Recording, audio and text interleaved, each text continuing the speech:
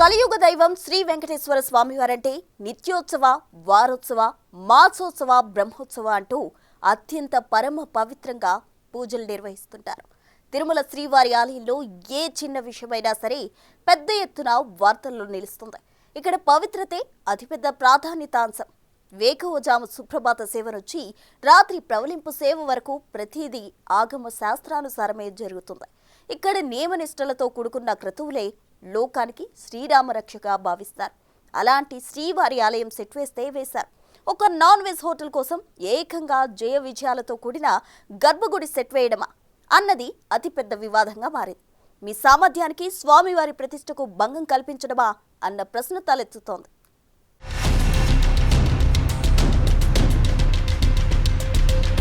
అఖిలాండ కోటి బ్రహ్మాండ నాయకుడిగా భక్తులచే నీరాజనాలందుకునే శ్రీవారంటే ప్రపంచ ప్రఖ్యాతం. ఇక్కడి గుండు నుంచి లడ్డూ వరకు ప్రతిదీ ప్రత్యేకమే.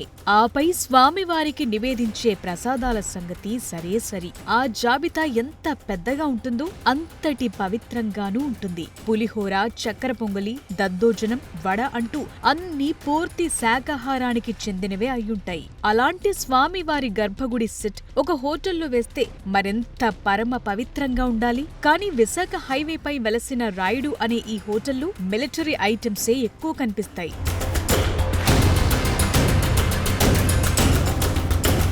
తిరుమల శ్రీవారు కొలువైన ఇలవైకుంఠం తెలుగు రాష్ట్రాల్లో వెలియటంతో తెలుగువారు శ్రీవారికి ఎంతో ఇష్టమైన శనివారం పూట నాన్ వెజ్ తినరు. మరీ ముఖ్యంగా చిత్తూరు జిల్లా హోటళ్లలో కూడా శనివారం నియమం పాటిస్తారు. కొందరు మాంసాహార ప్రియులు శనివారం అర్ధరాత్రి వరకు వేచి ఉండి ఎప్పుడైతే అర్ధరాత్రి 12 గంటలవుతుందో అప్పుడు నాన్ వెజ్ తినేవారున్నారంటే పరిస్థితి ఏంటో అర్థం చేసుకోవచ్చు.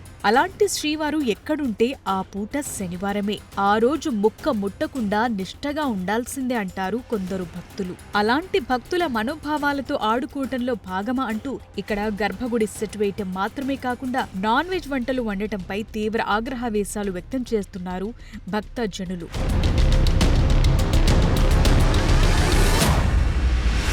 ఇక్కడి శ్రీవారి ఆలయ నమూనా అంత స్పష్టంగా ఉంటుందంటే గర్భగుడిలో శ్రీవారు అచ్చం అలాగే ఉండటం మాత్రమే కాదు, ద్వారపాలకులైన జల విజయులు, బంగారు వాకిలి, కులశేఖర పడి వంటి వివరాలతో కూడిన ఆలయాన్ని అచ్చుగుద్దినట్టు పొందుపరచటం, అది కూడా ఒక నాన్ వెజ్ హోటల్లో ఎంత అపరాధమంటూ ఆవేదన వ్యక్తం చేస్తున్నారు శ్రీవారి భక్తజనులు. ఏంటి వైపరీత్యం, ఇలా చేయటం కరెక్టేనా అంటూ నిలదీస్తున్నారు హిందూ సంఘాల వారు సైతం. ఒక రకంగా చెప్పాలంటే ఇది సాక్షాత్ ఆ కలియుగ దైవం మహత్యాన్ని అపవిత్రం చేయటమే, ఆ శ్రీవారి ప్రతిష్టను భంగపరచటమే అన్నది వీరి ఆవేదనగా తెలుస్తోంది.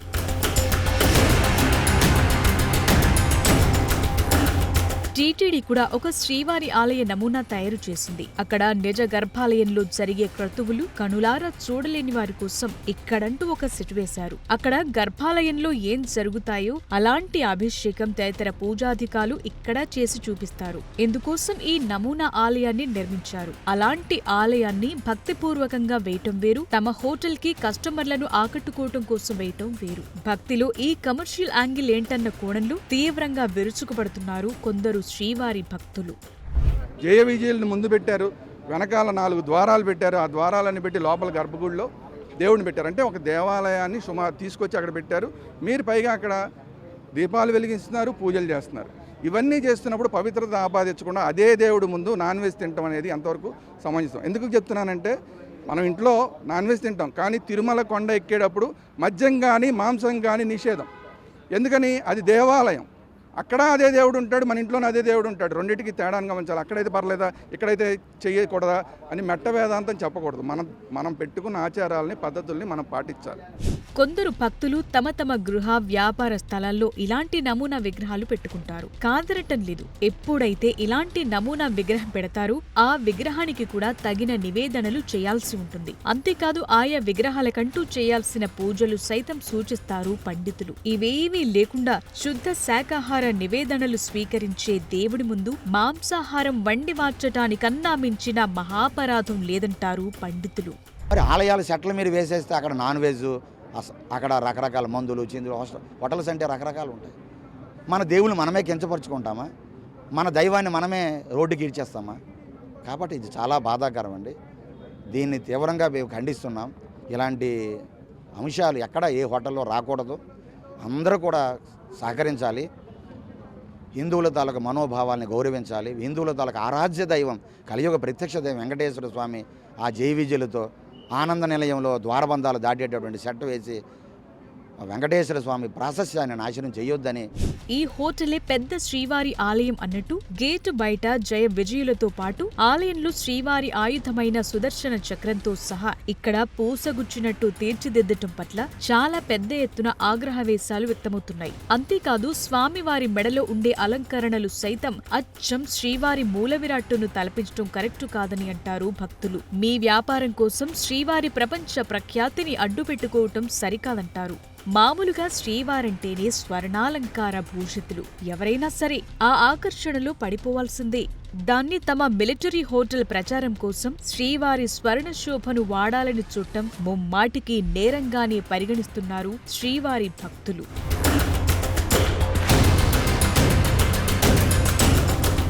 సాధారణంగా ఆలయాలున్నది ధార్మిక కార్యక్రమాల నిర్వహణ కోసం. తిరుమలలో శ్రీవారి ఆలయంలోనూ వివిధ రకాల సేవలకు వివిధ రకాల ధరలు వసూళ్లు చేస్తారు. కానీ ఆ మొత్తం డబ్బులను తీసుకెళ్లి వివిధ ప్రజా కార్యక్రమాలకే వెచ్చిస్తారు. ఉదాహరణకు శ్రీవాణి దర్శన టికెట్ ధర 10,500 రూపాయలుంటుంది. అయితే ఈ మొత్తం ద్వారా పురాతన ఆలయాల జీర్ణోద్ధరణ వంటి మంచి పనులు నిర్వహిస్తారు. విద్య, వైద్య సేవల కోసం ఈ సొమ్ము వినియోగిస్తుంటారు. శ్రీవారి ఆలయంలో కూడా భారీ ఎత్తున వసూళ్లు చేస్తారన్న ఆలోచన కొద్దీ స్వలాభం కోసం ఇలాంటి చర్యలకు సాహసించటం నేరంగా పరిగణించాలని అంటారు శ్రీవారి భక్తులు.